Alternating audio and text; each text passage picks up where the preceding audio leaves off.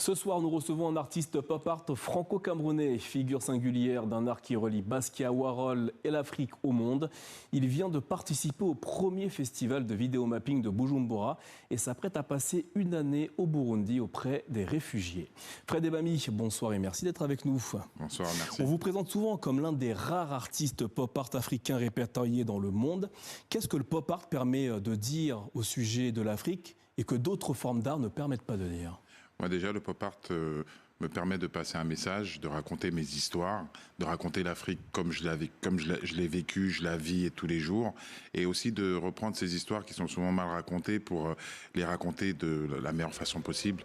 Et quand vous dites de les raconter de la meilleure façon possible, comment est-ce que vous vous y prenez? Quel est votre processus? Déjà, j'ai une histoire, j'ai des racines, je connais l'histoire de mon continent, et j'ai un outil moderne, l'ordinateur, des projecteurs, qui m'aident à justement attirer l'attention de tous ces jeunes qui se disent qu'il n'y a pas de représentation dans ce monde avec ce genre de technologie. Et je fais partie de ceux-là. Alors vous sortez du premier festival Africa on the Mapping de Bujumbura.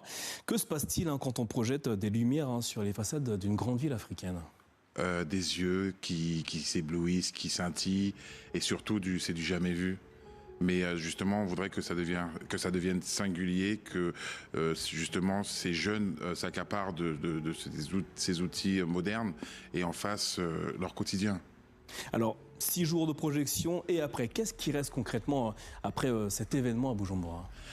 Il reste de l'envie d'une deuxième édition qu'on est en train de préparer, de l'envie de tous les acteurs culturels du Burundi qui ont envie de faire partie de cette histoire-là, parce que c'est pas seulement du mapping, c'est de la danse, c'est des récits, c'est des poèmes, c'est de la musique. On peut mêler tout ce qu'on veut au mapping et en faire vraiment une arme de communication. J'utilise arme, mais vraiment de quelque chose de très intéressant pour raconter, parler, échanger et ouvrir la discussion de tout ce qui est culturel. Vous venez d'utiliser le mot arme. Considérez-vous que votre activité, le pop art, peut être utilisée comme une arme pour, d'une certaine manière, changer le narratif vis-à-vis du continent africain? Complètement. Le pop art, déjà à l'origine, c'est de la société de consommation, c'est les billboards, c'est balancer l'information comme ça à tout le monde. Et justement, récupérer ces outils du pop art ou ce concept du pop art pour raconter ces histoires et rendre cet art ludique, pour moi c'est une arme d'imagination, de création de rêves et de réalisation de rêves. Alors voilà pour le mapping qui s'est déroulé il y a quelques jours à Bujumbura. On reste au Burundi car vous allez y passer 1 an auprès des réfugiés pour transmettre votre art. Comment est né ce projet ? Le projet est né comme le projet du festival de mapping. On commence par inviter mon collectif, on a slamé sur la lune pour accompagner des jeunes artistes. Ça se transforme en une idée folle de faire un festival de mapping international. Et puis après, ça se transforme en quelque chose de singulier parce qu'on me dit que ma façon de communiquer est inédite et que peut-être que ça pourrait créer une ouverture dans les camps de réfugiés, justement pour allier ce qu'ils font déjà, c'est-à-dire ces outils qu'ils utilisent de façon quotidienne et de ramener peut-être une envergure plus artistique, plus ouverte, plus œuvre d'art, j'ai envie de dire. Et j'ai été choisi parmi 2 autres artistes pour justement essayer de faire ce lien-là avec les populations déplacées, mais aussi les populations hautes. Alors concrètement, que peut apporter l'art à des personnes dont l'urgence est la survie ou encore obtenir des papiers? Déjà, l'idée de ce projet, c'était de donner un visage différent de ces populations-là au monde. Parce que quand on parle de réfugiés, on se dit souvent que ce sont des personnes qui savent rien faire, qui sont demandeurs, alors qu'ils avaient une vie avant. Ils sont juste déplacés, ils sont dans un nouveau territoire, ils doivent réapprendre à vivre. Et peut-être que ce projet-là, justement, va montrer à la face du monde qu'ils peuvent faire des choses aussi. Donner un autre visage à ces personnes, d'une certaine manière. Alors, Youssoufa est impliqué à vos côtés. Que représente cette association entre un plasticien et un rappeur, entre l'image et le verbe, d'une certaine manière?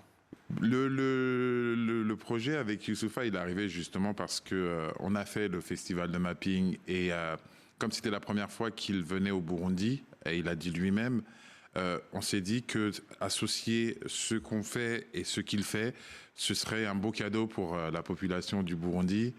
Et c'était juste logique. On a souvent où on sépare souvent les arts. Et là, c'était une belle manière de dire que en fait, tous les arts peuvent se marier. La musique, le visuel, la poésie, les mots. Et c'est ce qu'on a fait. En tout cas, on a tous adoré, lui, nous. C'était une superbe expérience. Alors 1 an, c'est long hein, pour un artiste coté et sollicité par de grandes marques. Qu'est-ce que vous mettez entre parenthèses et que vous allez chercher vous-même à travers ce projet avec ces réfugiés au Burundi? Je mets pas beaucoup en parenthèse, en fait. C'est le projet d'une vie. Je n'ai pas peur de dire aujourd'hui que ce projet-là, c'est l'un des plus gros projets de toute ma carrière. Et si je devais finir aujourd'hui, je crois que c'est une belle fin. C'est revenir à l'essentiel, revenir au sens, aller chercher l'humain et travailler avec l'humain, faire humanité. Parce que quand on pose ses pieds pour la première fois dans un camp de réfugiés, on est en face de tout ce que la télé nous protège, en fait. On est vraiment en face de l'humain. Et on se rend compte que cet humain, on peut l'être aussi, on peut être dans ces conditions-là, mais surtout que c'est des êtres humains comme vous et moi. Donc, je mets rien en parenthèse, au contraire, je pense que je deviens quelque chose d'autre.